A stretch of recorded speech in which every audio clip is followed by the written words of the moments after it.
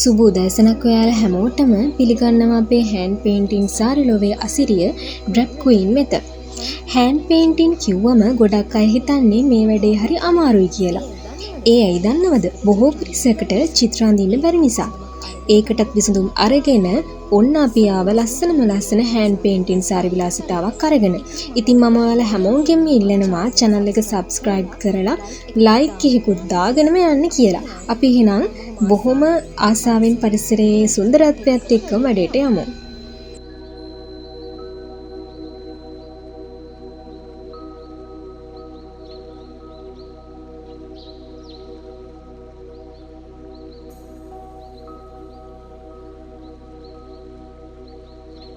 මුලින්ම අපි dress carbon කොලයක් අරගෙන ඒකේ කන පිට පැත්ත සාරියට තියලා අපි මේ print කරගත්තු කොලේ ඊට උඩින් තියලා පැන්සලකින් මෙන්න මේ විදිහට අත තද කරන්නේ නැතුව ගොඩක් ඇඳ ගන්න ඕනේ. දැන් ඔයාලට පේනවා අපි සාරියේ ඇඳගත්තු ඒ print එක කාබන් කොලේ පාටත් එක්ක වැදිලා තියෙනවා. අපිට මේක මකා ගන්න ඕන නම් අපි ඇඳගත්තු මේ සාරියේ කන පිට පැත්ත හරවලා සුදුසු උෂ්ණත්වයෙන් අයන් එකෙන් අයන් කරනවා. දැන් ඔයාලට මේ විදිහට පේනවා.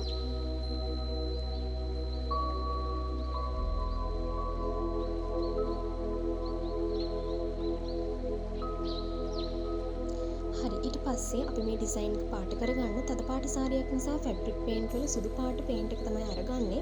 හරිය ඉවසීමෙන් අවුට්ලයින් කරගෙන කලර් කරගන්න ඕනේ. අපි මේ වගේ ෆස්ට් කෝඩ් එක ගාලා පොඩි වෙලාවක් වේලෙන්න තියලා සෙකන්ඩ් කෝඩ් එකත් ගන්න ඕනේ. මොකද අපි මේක මේ තද පාට සාරියක් නිසා තමයි අපි මෙහෙම කරන්නේ. ලා පාට සාරි වල මෙහෙම කෝඩ් දෙකක් ගන්නෙ නැහැ.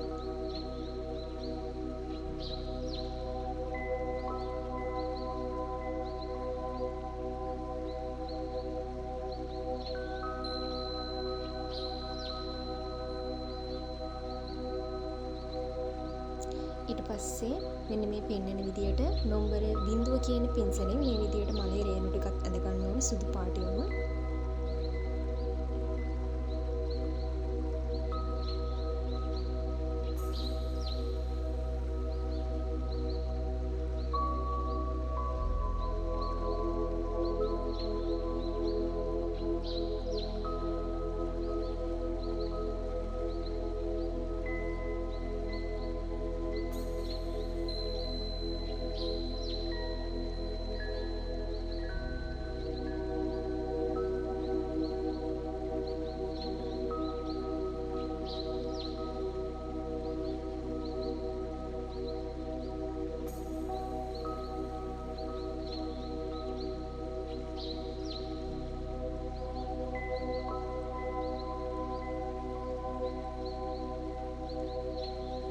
මේ විදියට මලේ ඇතුළාන්තෙත් මේ විදියට සුදු පාටින් පාට කරගන්න ඕනේ. ඒක පාට කරන්න අපි පොඩ්ඩක් පැතලි පින්සලකින්, ගොඩාක් පැතලි නැහැ.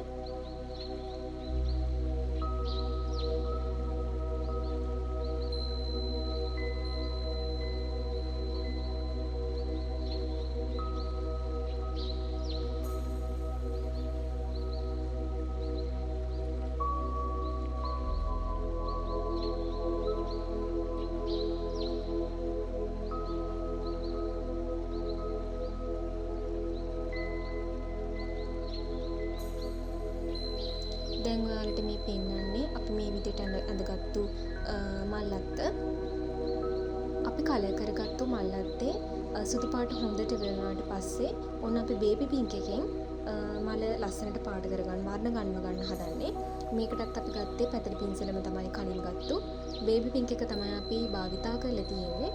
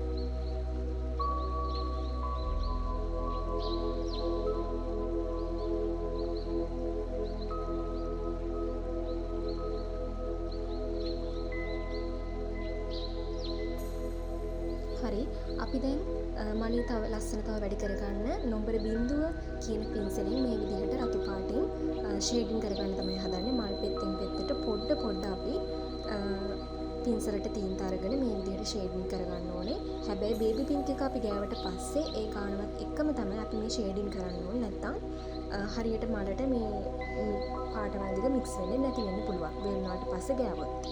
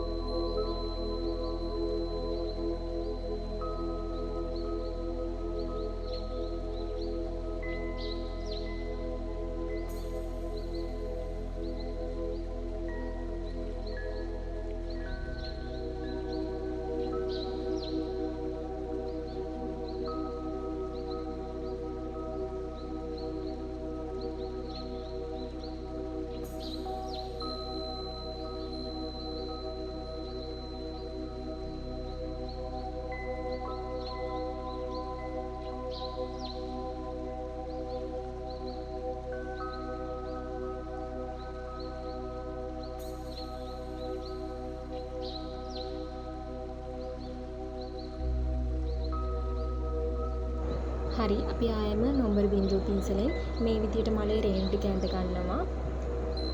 මට යම් තැනක මෙතන වැරදිනවා. අවධානය හරියට දෙන්න ඕනේ සාරියක් මෙහෙම කරද්දී. සාරියක් විතරක් නෙමෙයි අපි ඕනම වැඩක් කරද්දී අපි මේ වැඩේට මුල් තැන දීලා එක මයින්ඩ් එකකින් අපි මේ වැඩේ කරන්න ඕනේ.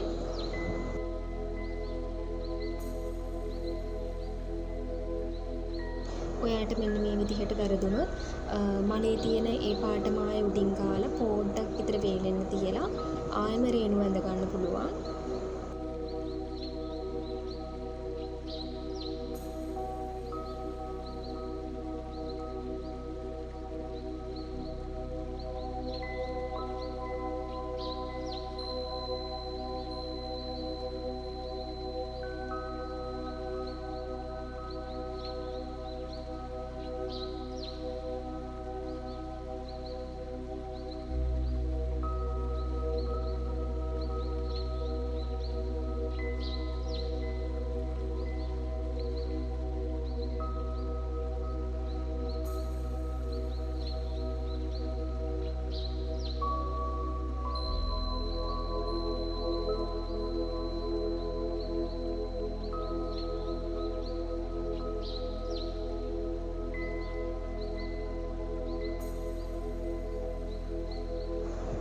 ඔන්න එතකොට සාරිය අන්තිම කොටස කියන්නේ ඔන්න අපි සාරි වල්ල කියලාත් කියනවා.